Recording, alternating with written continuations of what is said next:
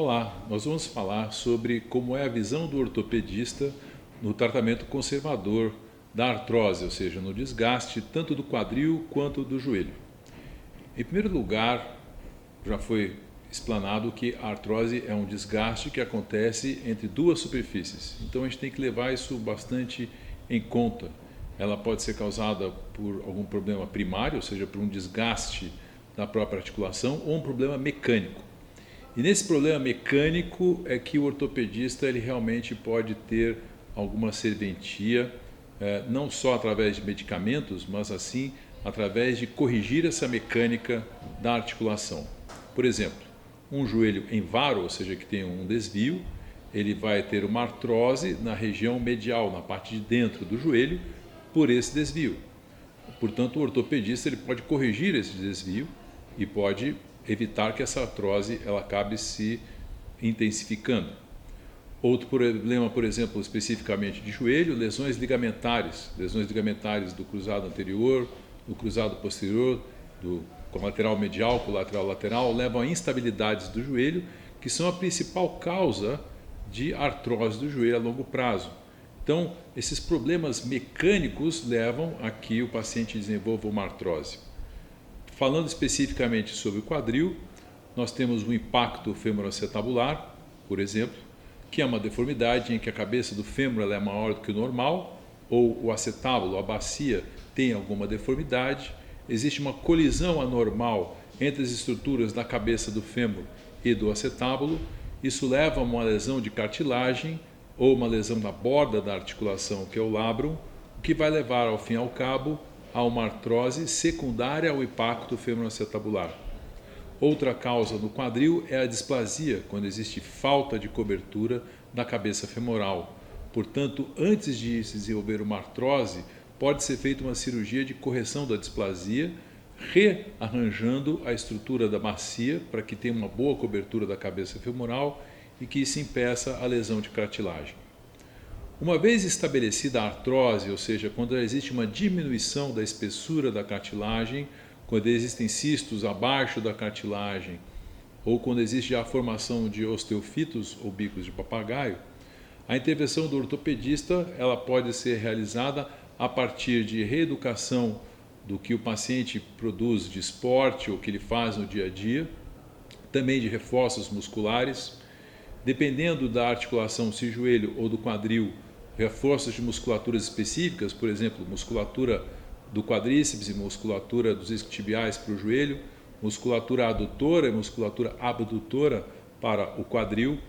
O uso de medicações orais como analgésicos e anti-inflamatórios, uso de condroprotetores, o fortalecimento direcionado desses pacientes e eventualmente até infiltrações interarticulares, entre outros procedimentos. Na prática clínica do dia a dia do consultório, muitas vezes os pacientes trazem questionamentos sobre o uso de medicações caseiras, como canela de velho, óleo de tartaruga, cartilagem de tubarão. Tudo isso nós explicamos para o paciente que não são remédios que são validados e amparados aí na medicina baseada em evidências.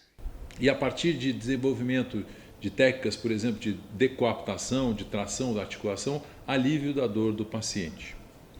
Em alguns casos especiais, lança-se mão de fazer-se infiltrações, ou seja, você leva alguma substância para dentro da articulação para que essa substância tenha alguma ação que beneficie o paciente. A substância mais estudada em todos os tempos é a cortisona. Então, os derivados de cortisona são muito utilizados para alívio de dor, tanto em artrose de quadril quanto em artrose de joelhos. Entretanto, nós sabemos que esse tipo de infiltração leva a uma degeneração mais acelerada ainda da cartilagem. Portanto, esse tipo de tratamento está reservado em casos que já são graves, em que você não tem muito mais retorno do que fazer, a não ser fazer eventualmente uma cirurgia num prazo relativamente curto, ou em pacientes que tenham contraindicação cirúrgica. Os outros tipos de infiltrações, quer sejam com ácido hialurônico, quer sejam com terapias celulares que vêm sendo desenvolvidas nas últimas décadas, nenhum deles ainda tem uma comprovação realmente científica que sejam melhores do que as infiltrações pura e simples com cortisona ou até com soro fisiológico. Portanto, há que se tomar muito cuidado em se indicar infiltrações com ácido hialurônico em pacientes que têm artrose. Especialmente na artrose do joelho, as infiltrações com ácido hialurônico têm resultado um pouco melhor do que as infiltrações para quadril. Em quadril, geralmente os resultados realmente não são muito bons, mas para joelho pode-se retardar um pouco mais a realização de uma cirurgia definitiva. Já a terapia celular, como eu havia falado, ela não tem ainda comprovação científica de que ela realmente tem alguma aplicação que vá transformar a evolução da doença, muito menos apenas alívio de dor. Portanto, o seu custo e a sua eficácia tem grande dúvida que realmente vale a pena fazer.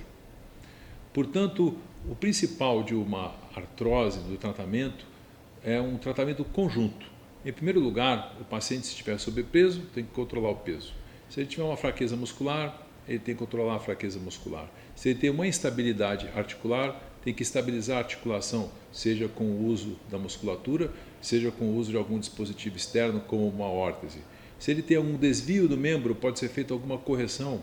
Por exemplo, pacientes que têm joelho varo ou valgo abaixo de 60 anos e que têm uma artrose em um dos compartimentos, podem ser feitas osteotomias para correção de alinhamentos.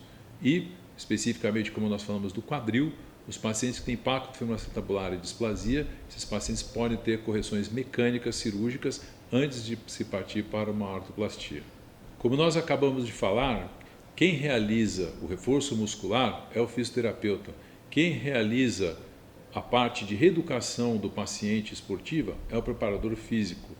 Quem realiza o tratamento realmente medicamentoso é o reumatologista ou o clínico. O ortopedista trata da parte mecânica da artrose.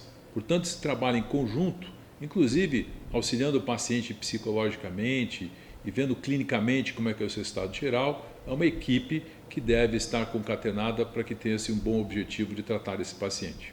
Algumas medidas comportamentais podem ser realizadas para amenizar os sintomas da artrose de quadril e joelho. A primeira delas é a perda de peso. A sobrecarga, o sobrepeso dos pacientes são muito ruins aí para as articulações que já estão danificadas. Muito importante o paciente pensar na sua dieta, com baixo índice de açúcares, para você diminuir aí a inflamação do metabolismo do paciente. Muito importante o paciente saber sobre a importância da hidratação.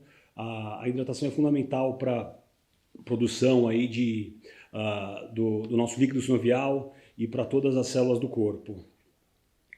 Nós sempre tentamos melhorar o ambiente de trabalho do paciente, observando sempre as condições ergonômicas da sua área de trabalho.